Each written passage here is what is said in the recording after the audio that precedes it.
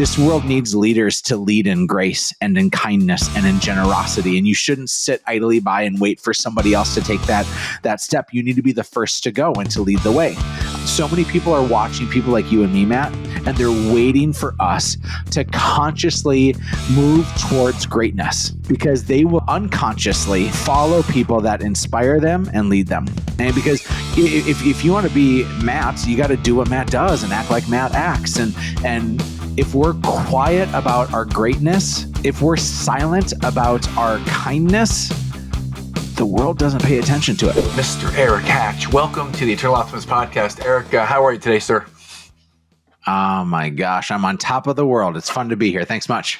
Dude, what a great answer. I'm always looking, and maybe I shouldn't say this out loud, I'm always looking for the answer, I'm good. So I can just rip into it, I'm good. Are you? Well, what does that mean to you? I mean, I really want to dive in a little bit. So when you say you're on top of the world, what does that mean? Like, why on top of the world? That's an exceptional answer. Why on top of the world? So I go back to a mindset that I adopted early on. I was in college, went through some pretty major trauma of losing my mom when she fought a cancer battle for 5 years. And in college, I was orphaned. My dad was never in the picture. And so I had a chance to give a speech at my college graduation. I was the chosen speaker. I've always loved a microphone in my hands. I'm one of those weirdos that loves talking and public spaces and that sort of thing. And I talked about how today is the best day I've ever had. And I took that mindset on of like, regardless of the hard stuff, today is the best day I've ever had. And so most days I do pretty good at following that mantra because I understand that everything I want in life is on the other side of how I show up. And if I show up as an eternal optimist, if I show up as somebody who is hopeful and filled with possibilities instead of impossibilities, I'm going to find a lot more fruit on the tree. So that's been my mindset. That's been my mantra really for most of my life, is that today's the best day of my life. So how am I? I'm literally on top of the world. Don't get me wrong. There's rain. There's some clouds. There's some crap that's not going my way. And yet I am still more blessed than I ever deserve. Fantastic answer. Absolutely splendid answer. That may be the best answer. You may be in the Hall of Fame of answers. That was awesome. It's a victory. And what's coming to mind right now is that so many times when people ask me that same question, I want to say my version of what you just said. It's a very sunny picture. And I always feel like I've got to say, and there's hard stuff going on too. I just want to be grateful for where we're at today. And so I wonder, do you ever feel that way, that after sharing the positive and sharing what you've just shared, I saw that there was a couple of mentions in there of, and there's some rain too. I choose to look at it this way. Do you ever feel that your positivity or your energy might overpower some that are down or challenged that you have to protect for? I'll tell you this. I think pessimists hate me. That you're gonna find your tribe, and whatever you throw out, like everything in this world is contagious. Whatever you throw out there is going to come back to you. You attract what you are, and I don't want to be surrounded by a bunch of negative a-holes. I don't want to be surrounded by Debbie Downers. Victims are some of the most exhausting people in my life. To have bad things happen is inevitable for us all, but to live on that pity pot is a really dangerous spot, man. Yeah, absolutely. Well, your first words out of your mouth where you're talking about how your mom passed and your dad wasn't really in the picture. And I was going to ask you the first question of what's the hard stuff? Like, what's very challenging that you've been through? And I think before I even asked, you answered something. But I'll let's go back to that and just see what comes out. Yeah. What is something that comes up when I ask you, Erik, what's the hardest thing that you've had to endure or overcome? Boy, therapy has shown me a lot. I jumped back into therapy. It had been like 15 years of avoiding therapy, and things have felt pretty good. But I've had a really exhausting last 7 months, and I lost I've lost hundreds of thousands of dollars with one of my businesses. I've had a whole bunch of people that I poured into just up and leave and give the old double gun salute on their way out. Not intentionally, so not out of crass intent, but I've felt completely chopped down. And therapy has opened up a lot of things for me, and it all comes back to daddy issues. I think most people have mom or dad issues. And I was raised in a single parent home with one foot in the welfare bucket most of my life growing up. And then when I was 16, my mom got diagnosed with stage 4 cancer, and I was really her caretaker along with some of my family members for 5 years. It changed the course of my life for forever. And that was the one impact that changed my life the most.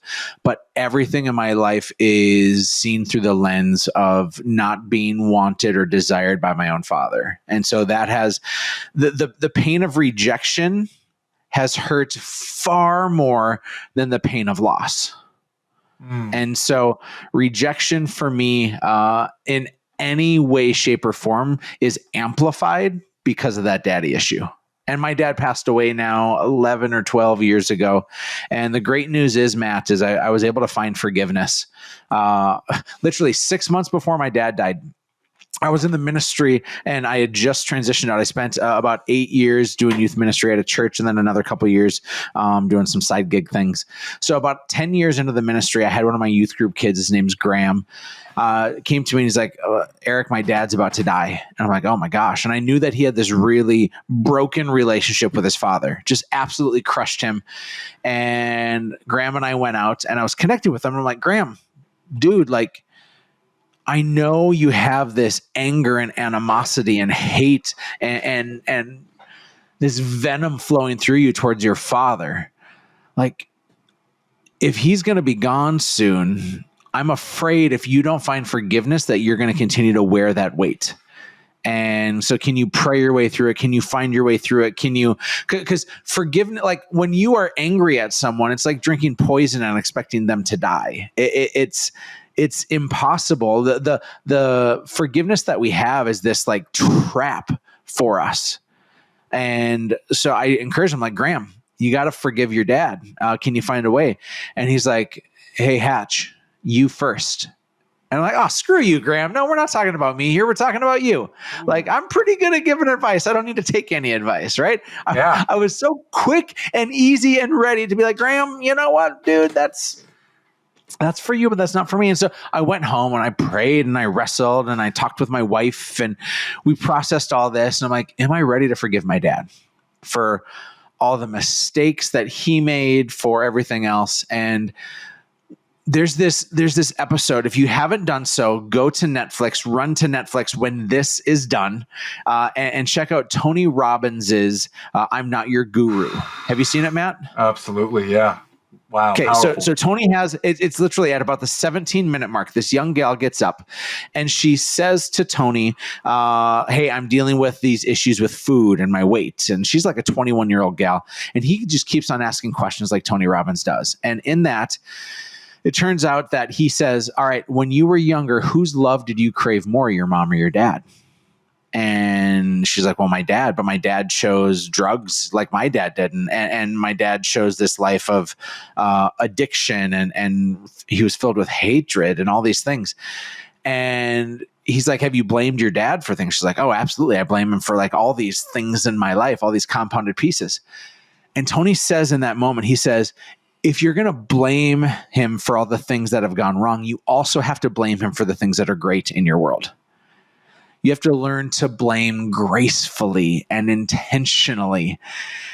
And I hadn't seen it at that time, but Tony gave such a better voice to it than I ever could. And so in that moment, Matt, I'm realizing oh my gosh, I've blamed my dad for all the wrong, but my world is so filled with abundance and opportunity and love. And I have to blame him because his absence created fire and fuel inside of me. And his mistakes taught me lessons that I won't ever duplicate. And now I have two kids, 8 and 6 years old, and I will never be the father that my dad wasn't. His absence grew me to be a way better dad than I ever knew possible.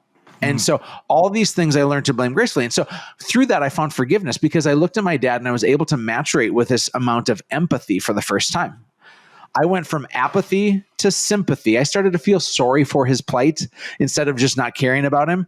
But then I'm like, man, what would it have been like? Like, did my dad consciously say, I want to hurt my son?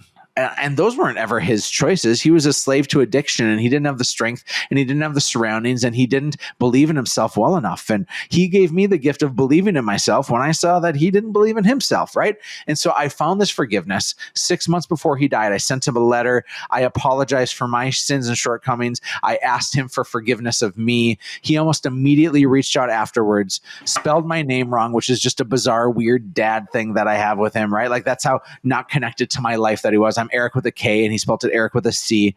But he died 6 months later, and I've had nothing but peace in my life. I still have emptiness and things I'm trying to piece together now because so many things in my world are accelerated and disastrous in some sorts of ways because of that absence. But that ability to forgive was such a gift that I gave myself, and I was able to give to him before he lost his life.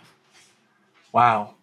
And that was born out of the conversation with your friend Graham, who then turned the table back on you and said, when you do it, I'll do it. Yeah, it was a you first. I'm in the process of trying to figure out what the framework for my next book is going to be. And the title I'm playing with, and somebody's probably going to steal it because they're listening here, but it's Leaders Go First.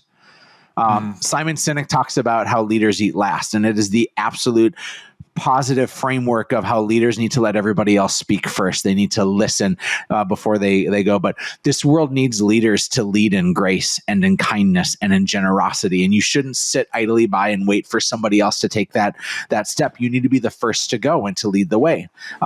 So many people are watching people like you and me, Matt, and they're waiting for us to consciously move towards greatness because they will unconsciously follow people that inspire them and lead them. And because if you want to be Matt, you got to do what Matt does and act like Matt acts. And if we're quiet about our greatness, if we're silent about our kindness, the world doesn't pay attention to it. I'm on your show right now through a guy named Kyle Reedstrom. And Kyle is one of my favorite people on earth. And I remember I write about Kyle in my first book. And I'm going to give that to all your listening audience here at the end of this.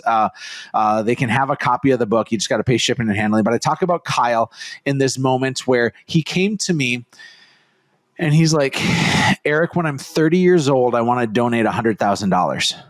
Like, how big of a life do you have to live when you're a 26-year-old and you're like, when I'm 30, I want to donate $100,000. And Kyle saw me giving generously. And he's been a guy that's followed me through a lot of the paths and moves I've made in life.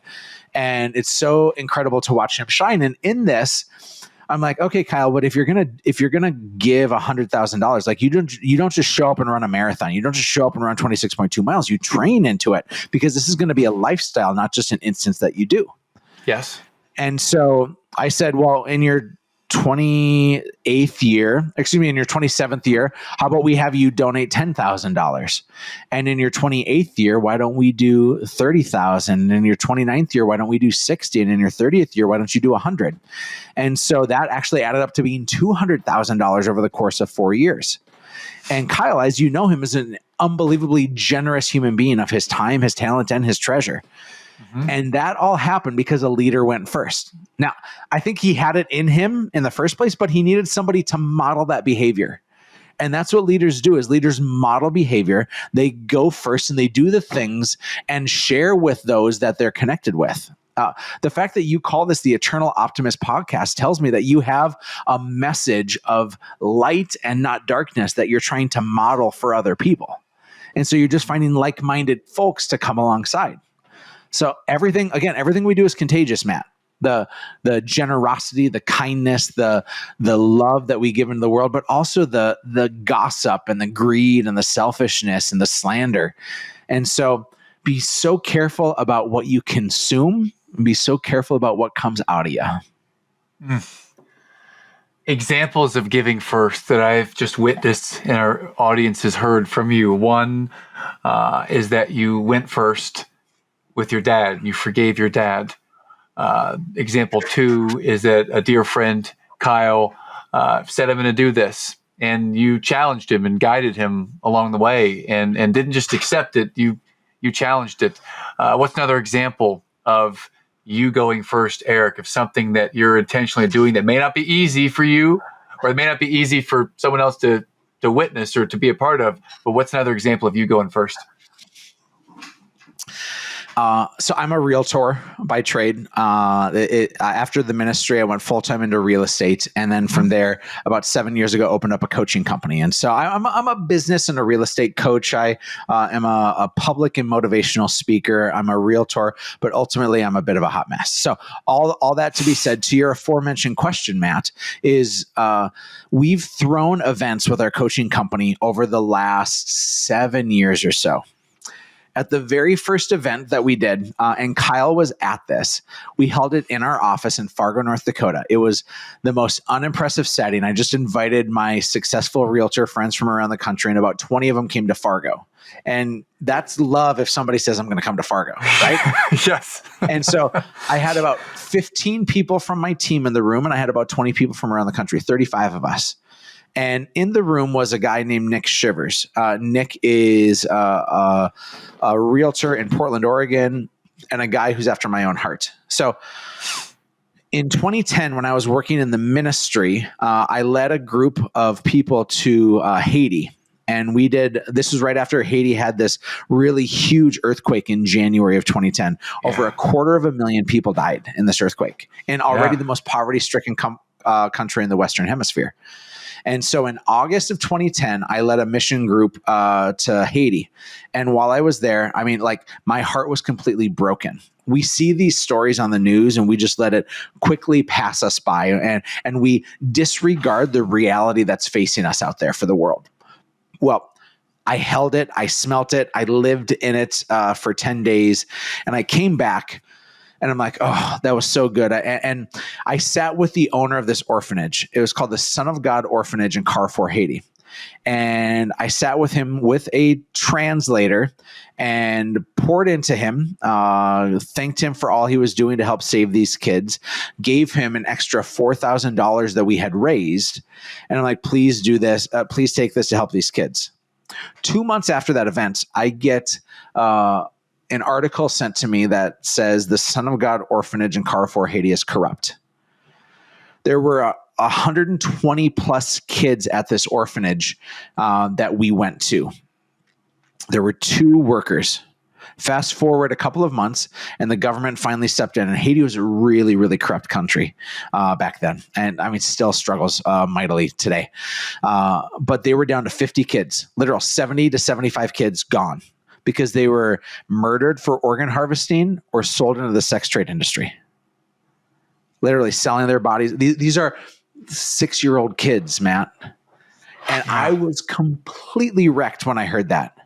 This was at the time in which I'm taking and launching my real estate career. I had been a part-time realtor for a couple of years, but I'm staring at going from a job in which I'm pouring into people into something in which I'm a business person.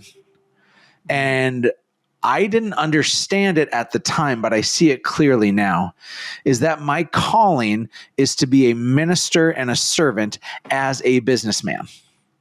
Okay. The world doesn't need more pastors in churches. The world needs more people in real estate and hospitals and education doing God's work and serving people. And so all this to be said, a couple of years after all this happened, I'm in real estate and I'm finding my way, but I want to have a capitalistic business with a heart for the world. I want everything I do to serve people, the team I get to lead, the customers I get to service, but the benefit of having a large, abundant life is to serve the world. And leaders need to go first on this. And I found a guy named Nick Shivers in Portland, Oregon, that was using his real estate business to fund an orphanage. It was to fund a kid's home, really. There's a company called Forward Edge International. And Nick was funding, literally saying, and has on his signs in his yard, like, the purchase of this home helps to save kids at risk. And Nick and I joined together, and we both had this conscious capitalism kind of idea. And we're like, we can't be the only people that feel like God has given us a big life and we need to do something with it. We can't be the only ones. And so we just said, let's start something called Sell a Home, Save a Child. Let's just start it. It's a really long name. It was an open domain, so we were happy with that. So sellahomesaveachild.org. And we just started inviting realtors and lenders and title companies to give a portion of their proceeds and or to give monthly to make a difference, because we wanted our business to have massive impact. Fast forward now, and we've raised a few $1 million with that organization. We've helped to save a bunch of kids, and we've done some really great good. So in this, at the very first coaching summit I ever did in Fargo, North Dakota, Nick is in the room, I'm in the room, and I'm like, hey guys, I've never seen this done at a real estate conference ever. Man, I've been to dozens. I've never seen this at any sort of convention, but I'm like, does anybody want to give? Like, does anybody have the heart in which you want to make a difference? Do you feel what we feel? Are you called to more than just accumulation, but are you called to generosity as well? And so we told some stories about things we've seen and kids we've held and our hearts that have been wrecked. And that first time, with that room of 35 people, we raised $19,000, just a casual ask. And then we went to a different person's conference in which we were both asked to speak to talk about Sell a Home, Save a Child. And I ended up pulling a Kanye. I went up there and I hijacked the microphone. I'm like, anybody in here want to give? Can we make a difference? And we raised $60,000 at that one. And then I almost got kicked out, but I didn't. The next year we went back and we raised $45,000. And the next year we raised $100,000. And then at my conferences, we started doing these live auctions in which we're selling and auctioning off just the craziest of things. Matt, this last September in Fargo, North Dakota, we had 250 people at our conference. We probably had 180 people at the actual event. That was our live auction fundraiser party. So 180 people in the room. We raised $400,000 in the course of an hour and a half. We sold we sold an apple pie, a $12 store-bought apple pie. We sold it for $50,000. Just because people were inspired and they wanted to go and make a difference. They wanted to do something big. Privately, before that happened, we invited some high net worth people into a private room in which we said, do you want to help save some kids? Do you want to take out some bad guys? We got this thing going on. What do you think? We raised $750,000 in that. So in the course of one night at one event, we raised $1.15 million to save kids. And I'm a realtor in Fargo, Matt. Wow. Okay. If I tell myself the narrative of I'm the realtor in Fargo, but it started 7 years ago in a room because nobody I had ever seen before asked at a conference to say, hey, do you want to do some good? I can't be the only one. And Sell a Home, Save a Child has raised millions of dollars. And my efforts through what we've done have raised a couple $1 million. So I started a nonprofit when I worked for the church in the 2000s. I started a nonprofit called Homeless and Hungry. That was a 30-hour simulation of people who were taking on the plight of being homeless. So you'd fast for 30 hours, you'd sleep in a cardboard box outside, no toothbrushes, no toiletries, no cell phones, and you just felt like what it was like to be homeless. And so that raised $1 million. So I got about $6 million under my belt right now, and I'm just getting started because, Matt, to your question that you asked like 15 minutes ago, and I'm a hard guy to shut up, to your question, leaders go first. And leaders need to go first in the most powerful and impactful of ways, because this world desperately needs leadership. This world desperately needs servants. This world desperately needs eternal optimists. And I think we're hearing one right now. And wow, what a fantastic segue. Thank you for sharing that, Erik. I had no idea. Now we know, and now it's out there. And I'm wondering if any of our listeners hear this. You also mentioned, message you for a copy of the book, Pay Shipping and Handling. But I wonder if there's a link or something that any of our listeners might want to donate or give to the causes that Erik's talking about, because this is a man that has the passion and the energy behind it. I'm witnessing it real here live through the camera. If you're listening, that's great. If you can see it on YouTube, then you can feel the authenticity that Erik is sharing. This is absolutely amazing. This is how revolutions are started. It's by people getting inspired to serve, and through love and through helping others. And I just love the way that you framed everything. This is the antidote to the negativity that we hear in the social media and the news. This is hope, and you can do it too, one person at a time. Get behind someone like Erik. This is leader going first. So I honor you for that, Erik. That was amazing. Thanks, buddy. Amazing. And you started off by saying that you're a hot mess. So if this hot mess can do all of that and inspire me and all of you listening, then team, we have a lot. We have a lot that we can give.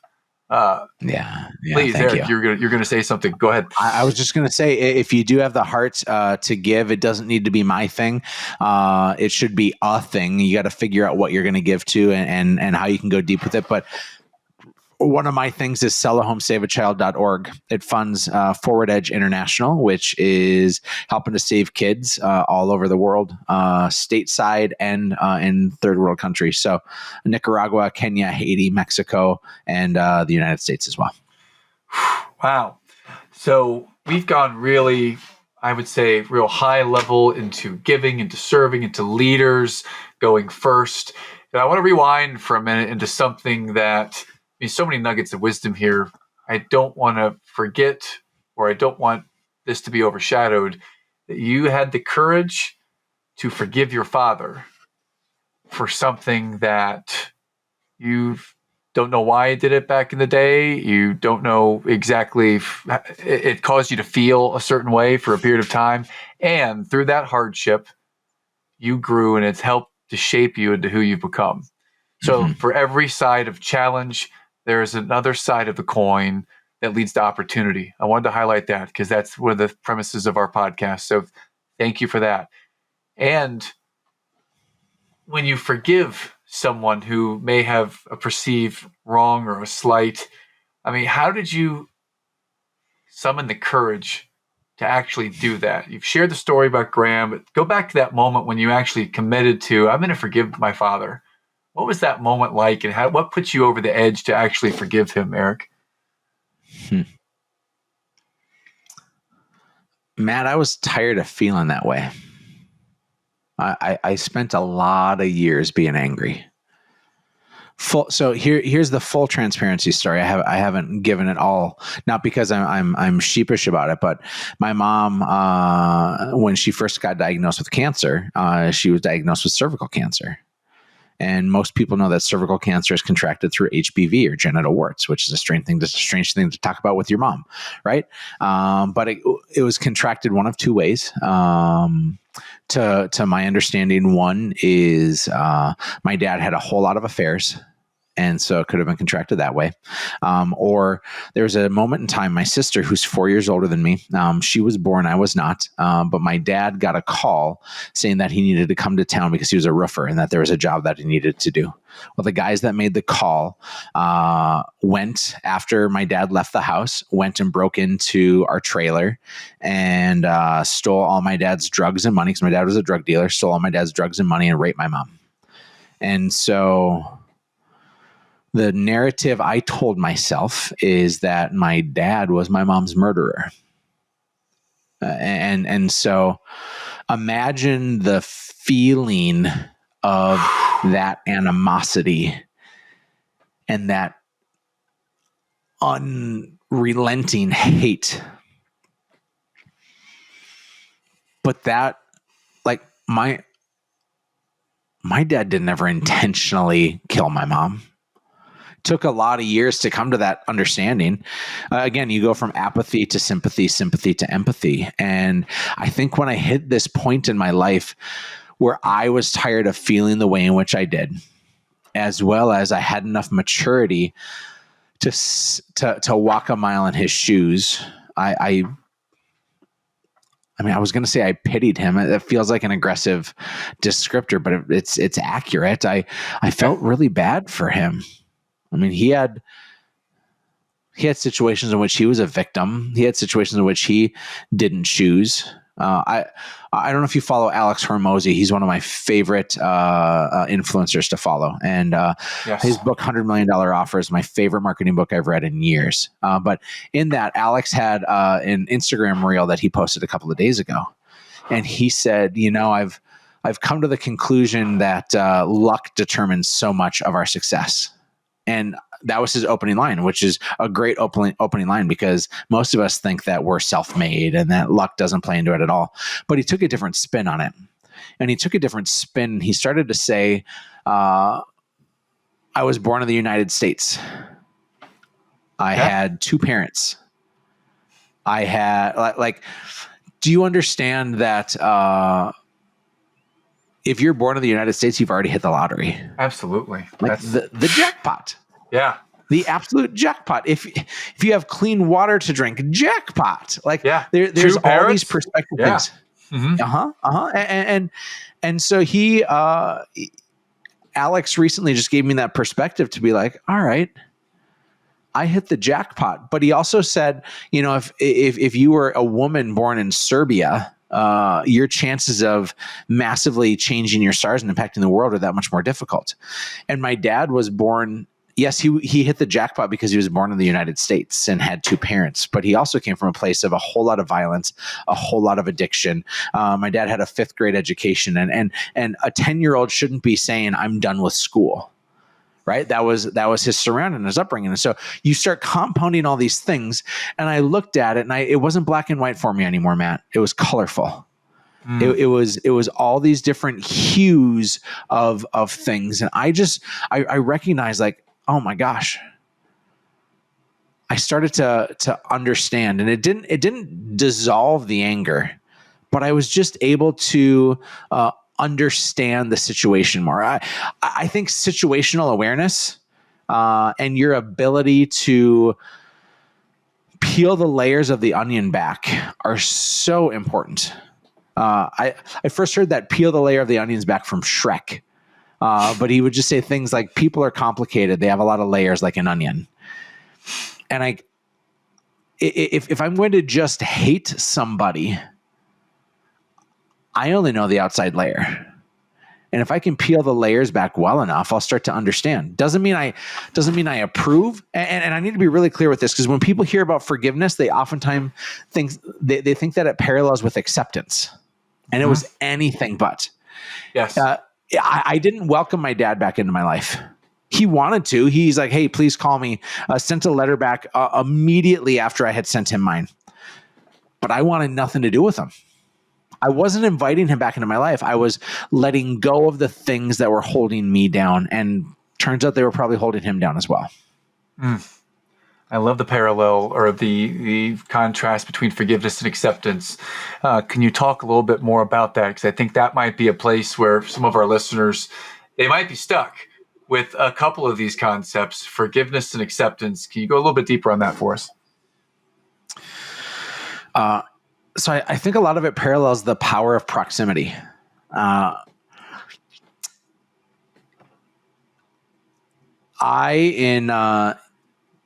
In 2008, I messed up really, really big. I got into real estate full-time in 2006. And I got into real estate, as full transparency, was to try to rid myself of the debt I was accruing and to financially change my stars. I told you I'm a hot mess, and I'm laying it all out for you here, Matt, because my mom died in 2001. What did I do with that money? Because I inherited enough money to pay off my student loan debt, to pay off my car, and then I had about $5,000 remaining. And what did I do with that $5,000? I became a professional gambler. So I was an entrepreneur early on, from lemonade stands to professional gambling. This was during the online poker boom that happened in the early 2000s. And I was a professional gambler and was pretty great at it. And so then I get a full-time job at the church, and I'm in ministry full-time, and I'm making twice as much gambling at nights than I am working at the church. It's just weird complication of my life. Well, I get married in 2006, and I'm still gambling a lot, but my addiction is starting to take me over. I've now been in Gamblers Anonymous for 15 years, and I've been clean and sober from gambling. I mean, like, I'm an entrepreneur, so I gamble every day, but I don't play. I won't even let myself do fantasy football at this point. So I stay far away from those things. But between 2005 and 2008, I had racked up behind my wife's back over $70,000 in credit card debt, as well as a second mortgage on our house. And I was making $28,000 a year, and I had $70,000 in credit card debt at an interest rate of 21%. And so I had more bills than I had money coming in. And in June of 2008, I confessed to my wife. I couldn't do it anymore. I'm like, I've had an affair with money behind your back. I'm so painfully, regretfully sorry. I need to work on all this. And like, she should have and could have left me. And she didn't. I got into counseling. She got into counseling. We got into counseling together. I got into a whole bunch of financial recovery type things. I worked 90 to 110 hours for over the course of a decade to try to rid myself of that pain and then to try to create the gain in which I get to live in now. Like, I had messed up so bigly. I'm not the only like, for me to blame my dad and not take any ownership myself is irresponsible. Even though he was the adult and I was the kid, even that, like, I was with sin too. And my wife in this situation, I don't think that she was with sin. This was a very different situation. I was the one that messed up, and she gave me the gift of forgiveness before I ever gave it to my dad. But forgiveness did not mean acceptance. She said, I'm going to stick with you. And then she put a whole bunch of like asterisks on that. You have to do this and this and this, and these things have to improve. And like, literally last night, my wife and I had one of our monthly business meetings in which we talk about our finances and we dream and scheme together. And we're so clear about money and feelings and all these other things now, because we tend to bottle that up because we're never taught how to do those things and how to have those really healthy, great conversations. And so I was given forgiveness by my wife. And I was given acceptance, but it was conditional. It was a yes when. It's one of my favorite business philosophies is yes when. Do you want something great in your life? Yes. The answer should be yes, you can have that when you do X, Y, and Z. Did I want forgiveness? Yes. Well, I had to show that I was completely dedicated to sobriety. And I had to show and earn her trust back. And for my dad, I didn't want to welcome an acceptance because that was a phase of my life in which I wasn't ready to deal with that. But I didn't have to accept him back into my life and forgive him at the same time. Those were mutually exclusive to one another. And I was ready for one, but I was not ready for the other.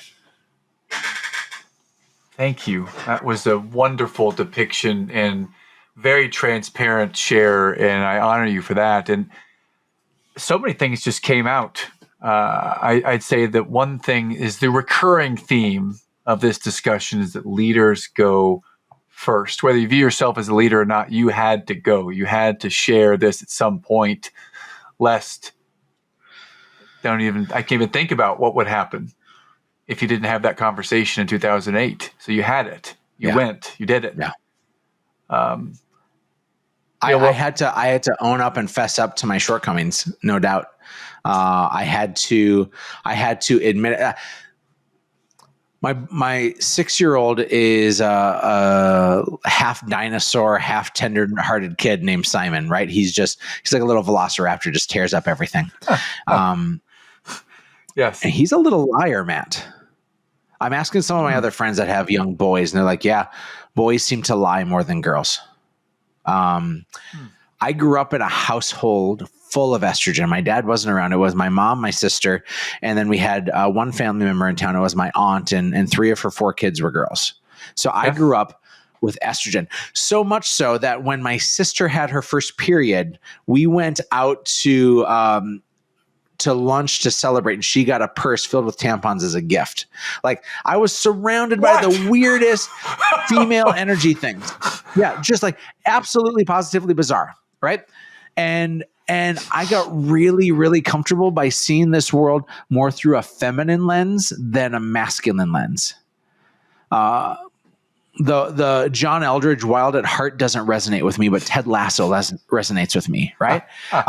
This idea of kindness and gentleness and that sort, those are the things that really resonate with me.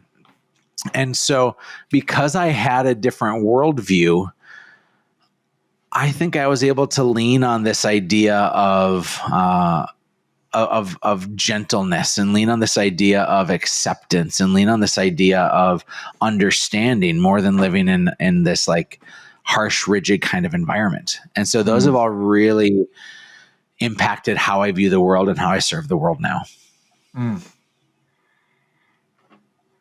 How are gentleness, kindness, how are those traits of what we might call modern masculinity, if that concept connects with you? I was at a mastermind down in Tulum, Mexico, a couple of years ago. And I was with a group of 40 guys that are all high net worth individuals, and all were striving to become better versions of ourselves. I almost didn't sign up to even join the group because it was all guys. And that's just an uncomfortable place for me. It's just not familiar to me, you know? The opening discussion that went for like 2 hours, and I'm a guy that loves the microphone and loves talking and speaking up and giving my 2 cents. And I'm always like, okay, Simon Sinek says leaders eat last, so I need to talk last. But boy, do I have something great to say. And so like, right. So it's this constant wrestling with, and the topic was being a real man.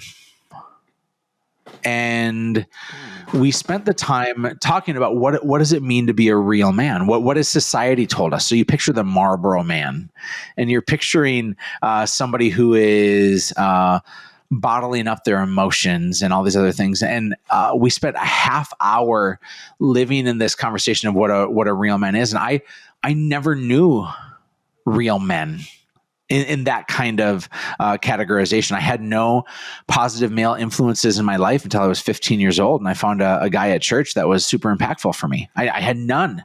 It was all women in my world. And we then pivoted the conversation down in Tulum, and the conversation switched to what does it mean to be a good man?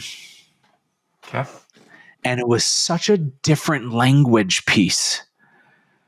The idea and the approach of being a good man was viewed with a very different lens. And so there I am in this group of 40 guys. Some I know, some I don't. And I finally get the courage. And I'm quiet for this 2-hour thing. I'm quiet for the first hour and 45 minutes. And I finally get the courage, and I confess, I'm like, guys, this has been a real struggle for me because I don't understand masculinity in its true form. It's never been modeled for me. And in fact, my dad was the Marlboro Man, and I grew to hate it. I grew to resent it, you know? Yeah. And so even as I'm talking right now, my eyes start filling up with tears thinking about just like, holy cow, there's this like brokenness of how I view what a man is supposed to be and what a man could be. And so as I'm trying to piece it together, they're like, oh, you're actually, Erik, you're more of a man than I am. Like, I don't know if I didn't see it. And I just got all this affirmation, which really helped me to understand is like, no, I am sensitive. I am emotional. I am these things that aren't traditional masculine traits. And instead I try to be understanding, and I try to be gentle, and I try to be generous, and I try to be overtly kind. It does not mean I'm a pushover by any means. But this world is changed by gentleness, not by hardships and hardness. Leaders, they go first. Thank you for being real and keeping it real and sharing that. And that was an amazing share.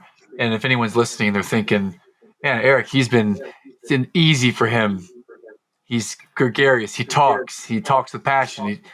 Imagine Erik in an event where there's a bunch of other guys there and he's not talking, and he is feeling inside something that causes him to not want to speak up. And he's feeling that he just broke through that. Even, if he can do it, you can all do it too.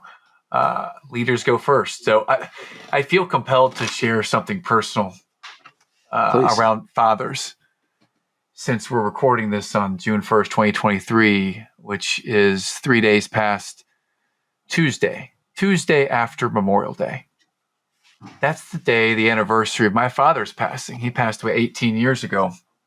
Memorial Day, Tuesday, after Memorial Day.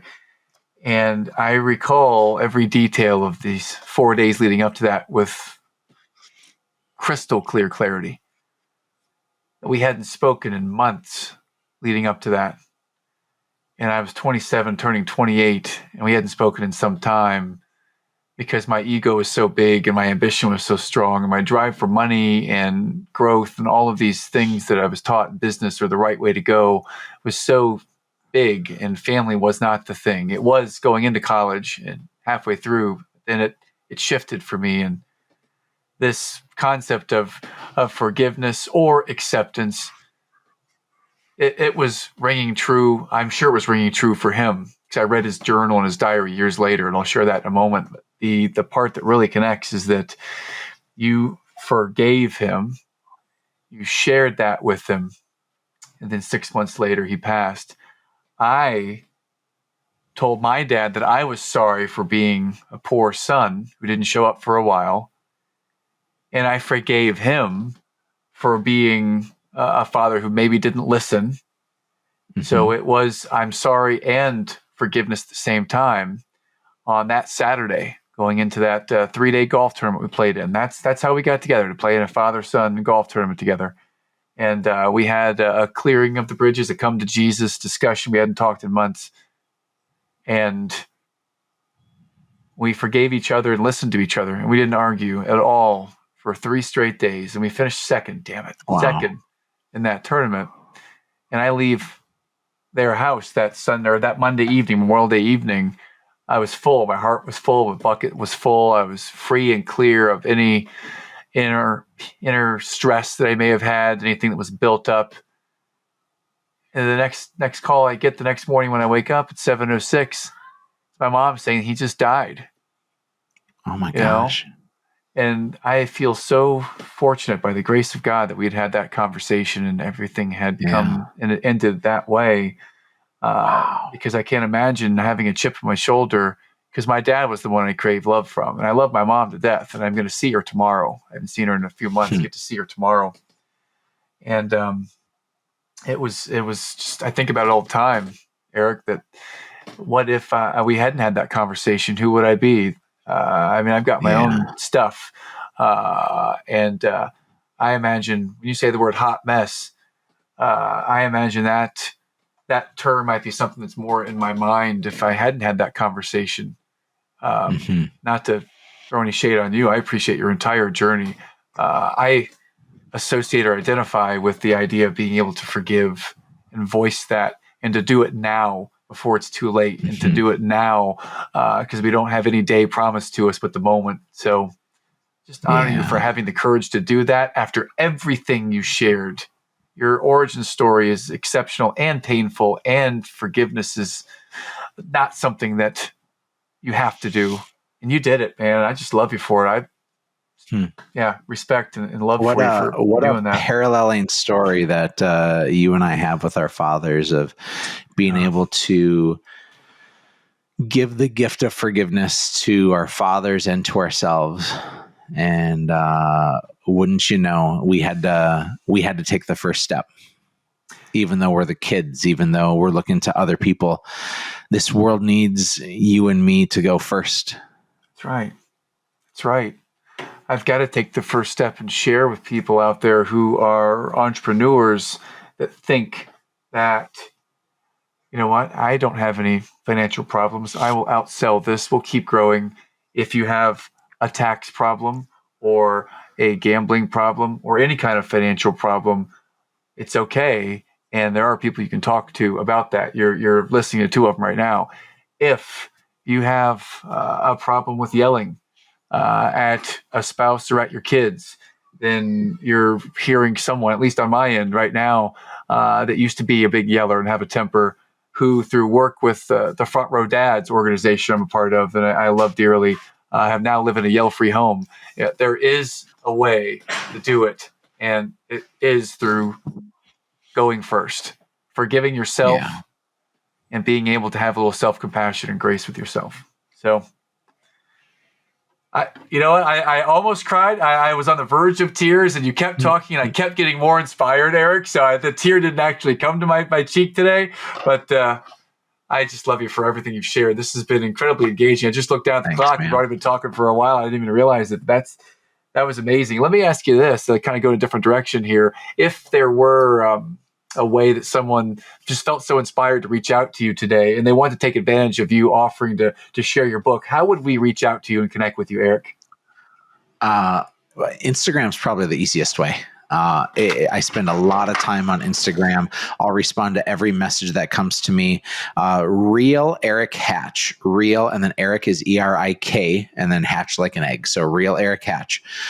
So feel free to connect with me on there. I'm posting a ton about business and family and life, and then the occasional inappropriate joke as well. It all finds its way to there. But I wrote a book that I think would be a really great gift for your audience here. It's called Play for the Person Next to You. It's a servant leadership guide. This is something I wrote back in 2018 and 2019, and it's the heart of what I do and how I serve the world and the mindset I take for things. So if you want a copy of this book, you need to DM me on Instagram, and you just send me one word only, and that word is leadership. So send me the word leadership, DM me on Instagram at Real Erik Hatch, and you can have a copy of the book. The AI takes over from there. It'll prompt you on how to sign up and you just got to pay shipping and handling. But I'll sign it, I'll send it out, and that's my gift from me to you. Yeah, I just did all that, and it was very easy, and it's already told me what to do, and that was awesome. And I feel this has been a conversation. I love to be in a deep, real conversation, and it brings emotion. I love that. I welcome that. And if for anyone out there, if this has been inspirational for you, or if this has been challenging or heavy for you, either way, I'm going to pull us into something a little bit lighter right now, because I'm looking at Erik Hatch's Instagram, and his description is this. It is exceptional. Erik Hatch, it's actually Real Erik Hatch, Erik with a K. Leadership and business coach, realtor, part-time hand model. Man, you guys got it better than the foot and face guys. Full-time beefcake. Yeah. Oh, yeah. What is that? What is full-time beefcake? What does that even mean? I'm thinking of Bruce the Barber. What's full-time? Can you see me right now, Matt? This is all the beefcake people need. Oh, man. This is great. Oh, you have the blue check mark, too. Which means something. Yeah, right? $15 a month is all it takes to get that blue check mark. Nice. Welcome to Twitter, Instagram, and Facebook nowadays. Awesome. Hey, when I say eternal optimist, what does that mean to you, Erik? Eternal optimist. I think that a realist and an optimist are the same people. I think that a realist is banking on things that are going to go wrong. And an optimist understands things are going to go wrong, and it's still going to be okay. Wow. How does that feel? That feels like a brother from another mother speaking right there. So many people say optimists, they're Pollyanna, they're soft, always sunny, they don't see the real, they're naive. I would say an optimist and a realist, when those things are the same, that's when you've arrived and you have this inner peace and you're able to see that all the hard stuff is really, it's the foundation for shaping us into people that can serve the world. And I love your description. That's the best one I've heard yet. I won twice today, man. Yeah, actually, you beat Kyle, because I asked Kyle that question. He had a really good answer. Yes. You just got him. Matt, I'll tell you this is for a lot of years of my life, I was a because person, because I grew up poor, because my mom died, because my dad was never around, because, and everything on the other side of the because was an excuse or a reason why I wasn't living my best life. And I've learned to no longer say because, and I now say even though. Even though I grew up poor, even though my mom died, even though my dad was absent, the next line that I say is an overcoming thing. And so the realists and the pessimists, they'll probably say because, and I think an optimist will say even though. Yeah, I love the way you added another layer in this onion and I'm not going to call you Shrek Beefcake, but I would say you added a layer in this onion here. Shrek cake. I'll take Shrek cake. Shrek cake, hashtag. Yeah, so awesome. I would even frame that. I hear people sometimes, people I coach, they say the word but. In one of our agreements, I get their permission on pretty early on in the relationship is anytime you say but, I'm going to go, eh. And from now on, it's and. And there's no but. It's always and. And I feel you what does Jon Snow say on Game of Thrones? I think he says everything before the but is. Oh man! Now I've got to get a bleep on you because you said BS out loud. Awesome! That's awesome. I ruined the show. Oh no, you didn't ruin it. Who loves Jesus and cusses a little. Okay. Nah, not ruining.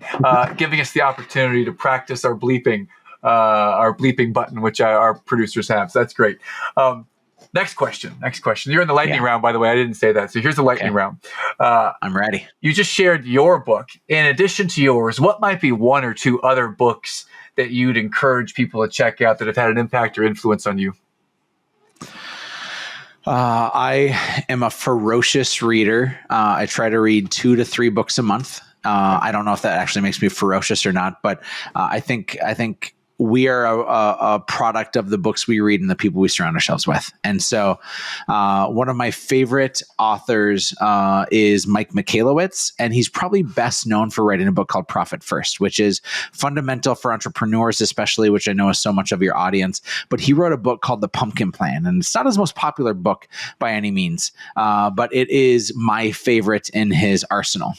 So in The Pumpkin Plan, he talks about if you want to grow not this like tiny gourd or this 10-pound pumpkin at a pumpkin patch, but if you want that blue ribbon winning pumpkin, there's actually a philosophy in which to do so. And so his book are the 7 philosophies to grow these giant pumpkins, the things that everybody wants to take their picture with, things that people marvel about. And he uses it as a language piece in which to grow a really great audience. You figure out who your raving fans are and you pour everything into them. And so you don't need 1,000 okay customers. You need 10 raving fans, right? So it's that mentality, and I love it. But I also read it as a leadership book, and that actually for me is transformational. So I'll give you an example. My real estate company at its largest, we had about 55 people. And what's commonplace in any organization is the leader, the owner, the CEO, they'll spend all their time with their new people, training, developing, and creating, because they're new, they don't know much, and so we're going to give our best to them. And what we do is we take the person who's the 5-year veteran, who's great at their job, and we give them nothing because they have it figured out. Well, in the Pumpkin Plan, one of the steps says, give all your attention to your big pumpkins. And the way in which my organization grew from 35 to 55 people in the course of about a year and a half, and we doubled our profit, and we just did so many great things in so many lives, was because I gave all my attention to my big pumpkins. And so I trained and developed and spent time with my top people more than I did the new folks. And our whole organization changed when I poured into the few instead of to the many. John Maxwell says, I love everybody in my organization, but you have to earn my time. And it's such a brilliant mindset. And so I love Maxwell stuff. I'll give one more book, and it's one I mentioned already. It's my favorite leadership book. I think it's Leaders Eat Last by Simon Sinek. Again, I think leaders go first. It's a totally different mindset of taking action. But when it comes to leading people, we are best at investing in them, asking a ton of questions. And it's about how we create opportunities for others, not just for us. Absolutely amazing. Erik, this has been an absolute game changer. This is why I love podcasting, to meet you, to meet and have this conversation that's impacting me on a very personal level. I want to say I love you. I thank you. It's been amazing having you on here today.